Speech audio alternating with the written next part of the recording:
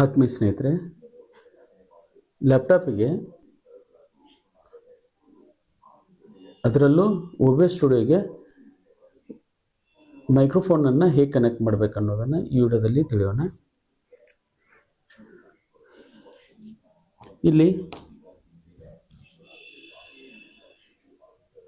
ಬೋಯಾ BY M1 microphone ಇದೆ. ಒಂದೆಂಡು TRS ಜಾಕನ್ನು ಹೊಂದೈತಿ. ಇಲ್ಲಿ ಲೆವೆಲರ್ ಮೈಕನ್ನು ಹೊಂದೈತಿ. ಈ ಮೈಕ್ರೋಫೋನನ್ನು ನಾವು OBS ಸ್ಟುಡಿಯೋಗೆ ಹೇಗೆ ಕನೆಕ್ಟ್ ಮಾಡಬೇಕು ಅನ್ನೋದನ್ನು ತಿಳಿಯೋಣ. ಈ ಮೈಕ್ರೋಫೋನು ಎಸ್ಪೆಷಲಿ ಮೊಬೈಲ್ದಲ್ಲಿ ವರ್ಕ್ ಆಗಲಿಕ್ಕೆ ಮಾಡಿದಂಥದ್ದು. ಇಲ್ಲಿ TRS ಜಾಕನ್ನು ಹೊಂದೈತಿ. ಅಂದರೆ ಟಿಪ್ಪು ರಿಂಗು ಸ್ಲೀವ್ ಅಂತಂದು. ಈ ಜಾಕನ್ನು ನಾವು ನೇರವಾಗಿ ಲ್ಯಾಪ್ಟಾಪಿಗೆ ಕನೆಕ್ಟ್ ಮಾಡಿದರೆ ಸಪೋರ್ಟ್ ಆಗಲ್ಲ. ಆವಾಗ ಇದನ್ನು TRS ಇದ್ದಿದ್ದನ್ನು TRSಗೆ ಕನ್ವರ್ಟ್ ಮಾಡ್ಕೋಬೇಕು. ಅದಕ್ಕೆ ಇಲ್ಲೊಂದು ಅಡಾಪ್ಟರ್ ಇದೆ ನೋಡ್ರಿ. ಇಲ್ಲಿ TRS to female 3.mm port ಇದೆ ರೀ. ಈ ಅಡಾಪ್ಟರ್ನ ಬಳಸ್ಕೊಂಡು ನಾವು OBS ಸ್ಟುಡಿಯೋಗೆ ಮೈಕ್ರೋಫೋನನ್ನು ಕನೆಕ್ಟ್ ಮಾಡಿ ಆಡಿಯೋನ ರೆಕಾರ್ಡ್ ಮಾಡ್ಕೋಬೋದು. ಈಗ ನೋಡ್ರಿ, ಇದನ್ನು ಕನೆಕ್ಟ್ ಮಾಡ್ತೀನಿ ನಾನು. ಮಾಡಿ ಸಿಂಪಲ್ಲಾಗಿ ಈ ಲ್ಯಾಪ್ಟಾಪ್ದಲ್ಲಿರುವಂಥ 3.mm ಪೋರ್ಟಿಗೆ ಜೋಡಿಸಿದ್ರೆ ಆಯಿತು. ಜೋಡಿಸಿದಾಗ ಈಗ ಲ್ಯಾಪ್ಟಾಪಿಗೆ ಕನೆಕ್ಟ್ ಆಗಿದ್ದರೆ ತೋರಿಸ್ತೈತಿ ಮೈಕ್ ಇನ್ ಅಂತ. ಇಲ್ಲಿ ಓಕೆ ಕೊಟ್ಟೆ. ನಂತರ ಈ ಲ್ಯಾಪ್ಟಾಪಿಗೆ ಕನೆಕ್ಟ್ ಮಾಡಿದಂಥ ಮೈಕ್ರೋಫೋನನ್ನು ಈಗ OBS ಸ್ಟುಡಿಯೋಗೆ ಆ್ಯಡ್ ಮಾಡಬೇಕಂತಂದರೆ ಈಗ ನಾನು ಸೀನ್ 3 ಕ್ರಿಯೇಟ್ ಮಾಡಿದ್ದೀನಿ. ಆ ಸೀನ್ 3ಗೆ ಮೈಕನ್ನು ಆ್ಯಡ್ ಮಾಡ್ಬೇಕಂತ ಮಾಡಿದ್ದೀನಿ. ಸೀನ್ 3 ಸೆಲೆಕ್ಟ್ ಮಾಡಿಕೊಂಡು ಅದರ ಮುಂದಿನ ಭಾಗ ಐತಲ್ಲ ಸೋರ್ಸಸ್ಸು, ಅದರಲ್ಲಿ ಬಂದು ಇದ್ರ ಕೆಳಗಡೆ ಪ್ಲಸ್ ಬಟನ್ ಇದೆ, ಅದನ್ನು ಆ್ಯಡ್ ಸೋರ್ಸ್ ಅಂತ ಇದೆ. ಅದನ್ನು ಕ್ಲಿಕ್ ಮಾಡಿದಾಗ ಇಷ್ಟು ಆಪ್ಷನ್ ಬರ್ತೈತಿ. ಮೇಲಿನಿಂದ 2ನೇ ಭಾಗ ಇದು ಆಡಿಯೋ ಇನ್ಪುಟ್ ಕ್ಯಾಪ್ಚರ್ ಅಂತಂದು, ಅಂದರೆ ಮೈಕ್ರೋಫೋನನ್ನು ಆ್ಯಡ್ ಮಾಡೋದು. ಇದನ್ನು ಸಿಲೆಕ್ಟ್ ಮಾಡಿಕೊಂಡು ಓಕೆ ಕೊಡೋಣ. ಓಕೆ ಕೊಟ್ಟಾಗ ಈ ರೀತಿ ಪಾಪಪ್ ಬರ್ತೈತಿ. ಆವಾಗ ಮೊದಲಿಗೆ ಡಿಫಾಲ್ಟ್ ಅಂತ ತೋರಿಸ್ತೈತಿ. ಆವಾಗ ಅದರ ಮುಂದೆ ನಾವು ಇಲ್ಲಿ ಕ್ಲಿಕ್ ಮಾಡಿದಾಗ ಈಗ ನಾವು TRS ಅಡಾಪ್ಟರ್ನ ಇದು ಮಾಡಿದ್ವಲ್ಲ, ಆದ್ದರಿಂದ ಇಲ್ಲಿ ಜಾಕ್ ಮೈಕ್ ಅಂತ ತೋರಿಸ್ತೈತಿ.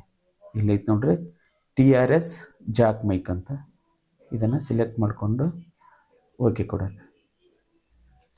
ಓಕೆ ಕೊಟ್ಟು ಇಲ್ಲಿ ಆಡಿಯೋ ಮಿಕ್ಸರ್ದೊಳಗೆ ಸೌಂಡ್ ವೇವ್ಸ್ ಬ್ಲಿಂಕ್ ಆಗ್ತದೆ ನೋಡ್ರಿ. Hello mic testing 1 2 3. ಈಗ ನೋಡ್ರಿ, ಗ್ರೀನ್, ಯೆಲ್ಲೋ, ರೆಡ್ ಕ್ರಾಸ್ ಆಗಲ್ಲ ಅಂತಂದರೆ ಇದು ಪರ್ಫೆಕ್ಟ್ ಆಗಿದೆ ಅಂತ ಅರ್ಥ. ರೆಡ್ ಕ್ರಾಸ್ ಆತಂದರೆ ಈ ಮೈಕ್ರೋಫೋನದ ಗೇನು ಜಾಸ್ತಿ ಇದೆ ಅಂತ ಅರ್ಥ.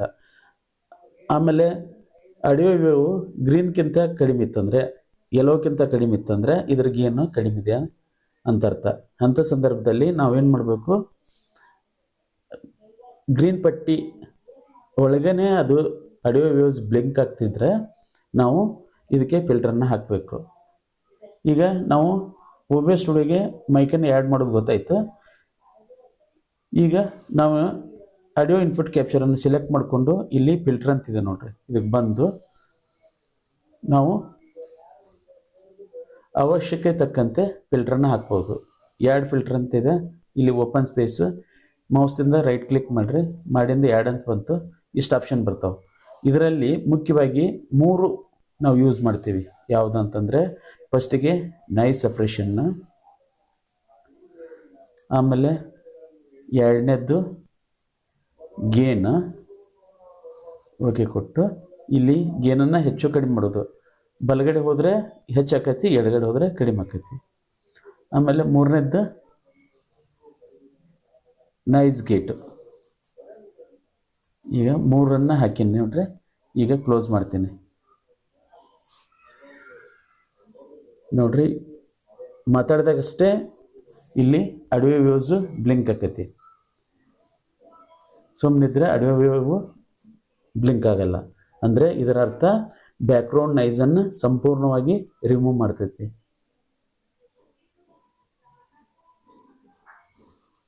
ಇಷ್ಟು ನಾವು ಫಿಲ್ಟರನ್ನು ಹಾಕ್ಕೊಂಡು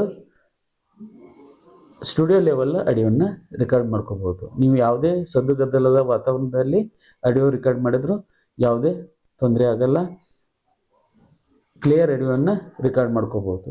ಸ್ನೇಹಿತರೆ, ಈ ವಿಡಿಯೋ ನಿಮ್ಗೆ ಇಷ್ಟ ಆದಲ್ಲಿ ಲೈಕ್ ಮಾಡಿ, ಶೇರ್ ಮಾಡಿ, ಸಬ್ಸ್ಕ್ರೈಬ್ ಬೇಕಂತ ಕೇಳ್ಕೊತಾ ಈ ವಿಡಿಯೋನ ಮುಗಿಸ್ತಾ ಇದ್ದೀನಿ. ಧನ್ಯವಾದಗಳು.